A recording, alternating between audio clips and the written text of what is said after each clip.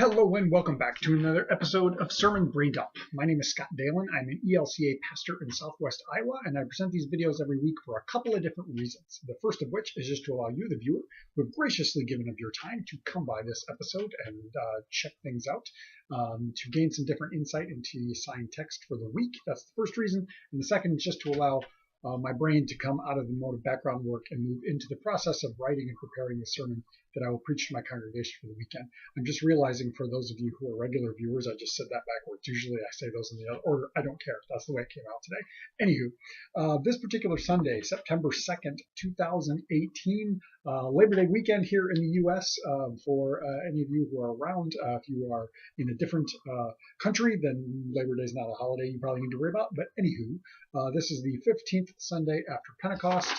And our assigned gospel text, we are moving out of the Gospel of John, where we've been for the last 5 weeks, and we're moving back into the Gospel of Mark, which is fine and dandy as we are kind of moving here now into the final stretch of, the season of Pentecost. Now, talked about this before. The season of Pentecost is the longest season in the church year, stretches from 50 days after Easter. So the beginning date will move just like Easter moves every year, but stretches from there all the way through the fall until 4 weeks before Christmas, when we hit the season of Advent. Usually kicks in either right at the tail end of November or the first part of December, and starts the new church year. So we're kind of getting into that home stretch here as we're moving into September, the last few months of the season of Pentecost and the church year. And as we do so, we will begin to see our text moving as Jesus is starting to move towards. I take that back. I said that. I was thinking about that wrong. We're kind of moving now towards the ending of Jesus' ministry. We'll kind of see him starting to move towards Jerusalem, just kind of in the narratives.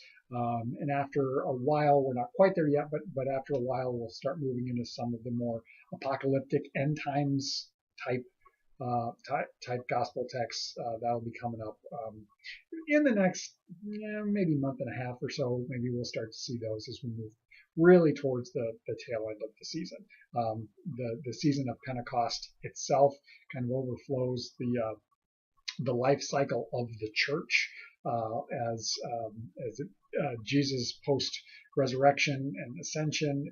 We see things kind of move into the leadership of the disciples and then kind of growing throughout the course of the age.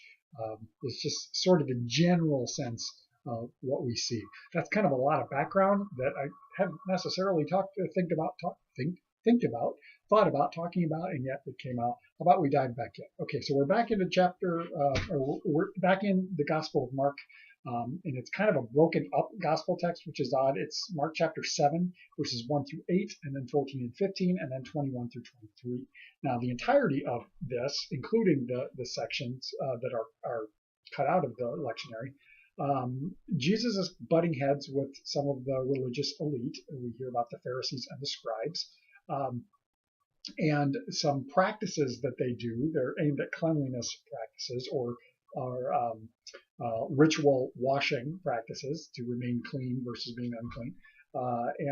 So that's kind of the thrust of what we do have. There's some other traditions that are included that are in the portions that are skipped over. And I think when they were putting the lectionary together, they were trying to keep it to a single topic. So that's kind of why they did it this way. But that's really over the idea of being unclean or being defiled or things of that nature, and Jesus is pushing back against that. We also kind of get a sensibility about the idea of religious practices for the sake of religious practices, getting in the way of actually being honoring to God or worshipful to God. So that's kind of really the point to this. So I'm going to go ahead and read it, and then we'll talk about it some. Again, Mark 7, verses 1 through 8, then skipping ahead to 14, 15, then skipping ahead to 21, 23. Now, when the Pharisees and some of the scribes had come out from Jerusalem, gathered around Jesus, they noticed that some of his disciples were eating with defiled hands, that is, without washing them. For the Pharisees and all the Jews do not eat unless they thoroughly wash their hands, thus observing the tradition of the elders. And they do not eat anything from the market unless they wash it. And there are also many other traditions that they observe, the washing of cups, pots, and bronze kettles. So the Pharisees and the scribes asked him, "Why do your disciples not live according to the tradition of the elders, but to eat with defiled hands?" He said to them, "Isaiah prophesied rightly about you hypocrites, as it is written, 'This people honors me with their lips, but their hearts are far from me. In vain do they worship me, teaching human precepts as doctrines. You abandon the commandment of God and hold to human tradition.'" Then he called the crowd again and said to them, "Listen to me, all of you, and understand. There is nothing outside of a person that can go in and defile, but the things that come out are what defile. For it is from within, from the human heart, that evil intentions come: fornication, theft, murder, adultery, avarice, wickedness, deceit, licentiousness, envy, slander, pride, folly. All these evil things come from within, and they defile a person." All right, so that's the reading with all of its jumps. So a few thoughts. This is kind of an odd, there's some odd narration going on here from Mark when we hear about this tension that Jesus is discussing, this practice that he's discussing with the scribes and the Pharisees. And they indicate that all the Jewish people follow this practice. And that's not really accurate. Now, it's one thing to say that they have laws about cleanliness and to remain ritually clean versus being unclean. I'm not disputing that, but to say that all of them follow this particular practice, that's not really accurate. Now, this was a law or a tradition that was assigned to the priests clear back in, I want to say it's Leviticus, it might be Deuteronomy, I'm forgetting exactly where it's at, but it's a task that's supposed to be done to remain ritually clean for the priests. Now, the Pharisees, who tend to be very, if you want to use the word piety, they have a high piety, and their practices, these rituals that they follow, are very important. They would follow this as well. And from what I read, it's because there's a statement that God makes in the giving of the law, clear back in the time of Moses, that I will make of you a priestly nation. And when I've encountered that in the past, I've always thought that this is God's way of setting the Israelites, the Jewish people, apart as an example of a way to live in harmony with one another and in harmony with God. And when I think about the Ten Commandments, that's what I really think of. If you ponder on the Ten Commandments, the recipient, if we want to use that word, of the first several are our relationship with God, how we honor God, and then the rest are our relationships with our neighbors, how we live in harmony with one another.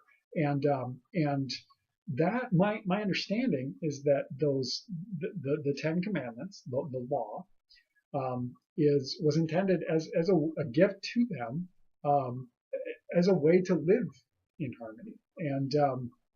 And yet when God says, "I will make you a priestly nation," I think that's what God is kind of talking about, that you will be an example for the rest of the world of how to live in harmony. And I've said harmony like 18 times now. Ooh, fun. But apparently the Pharisees would follow this as well and took that really seriously. So they were following the ritual of the priests that they're talking about here. Now, I think it's odd that they see Jesus' disciples are the ones who are not following the practice, and they zero in on him. And it kind of raises the question of why.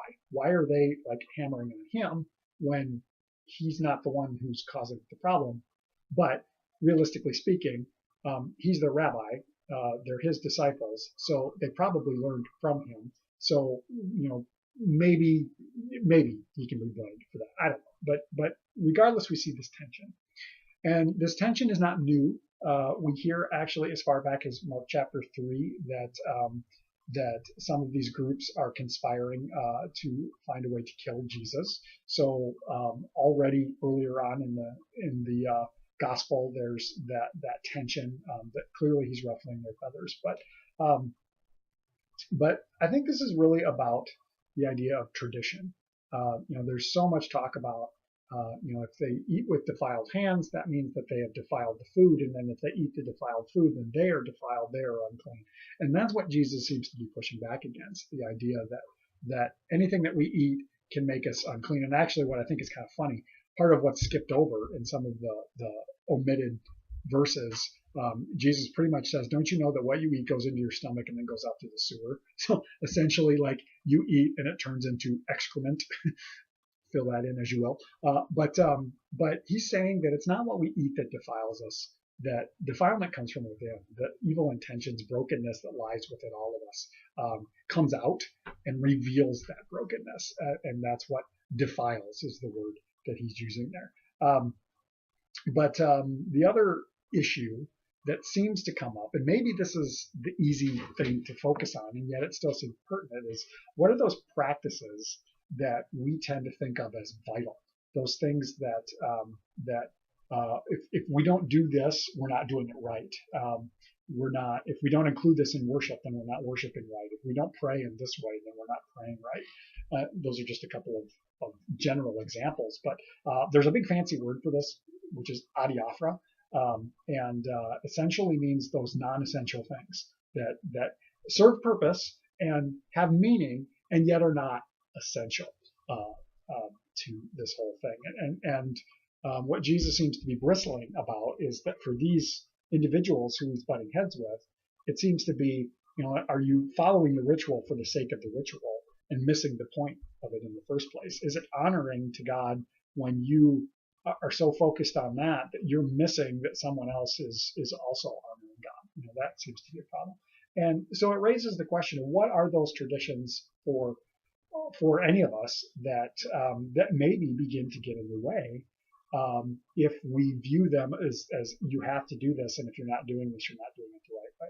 Who's to say that the worship style or the aspects of worship or prayer or the spiritual life of anyone that's different than how we do it is wrong? Now, some will argue with me with that oh yes, it is wrong, but it really, I think, forces us to stop and think, what are those practices that have become so commonplace for us that maybe they're actually getting in the way for someone to have an encounter with God?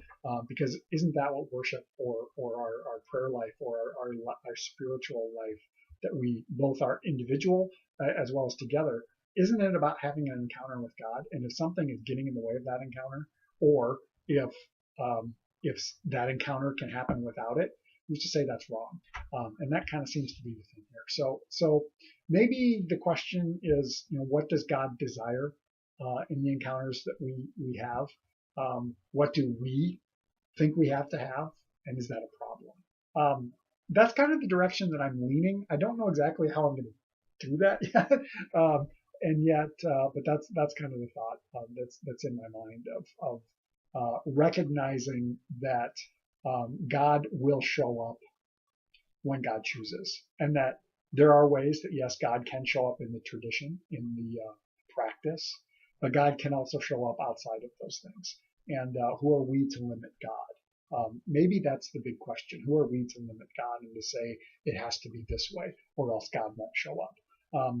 That puts God in a box, and God doesn't really tend to stay in boxes very well. Anyway, if you have thoughts, questions, comments, throw them down in the comment section. We can continue the conversation that way. Otherwise, I hope you have a blessed week, and we will catch you next time.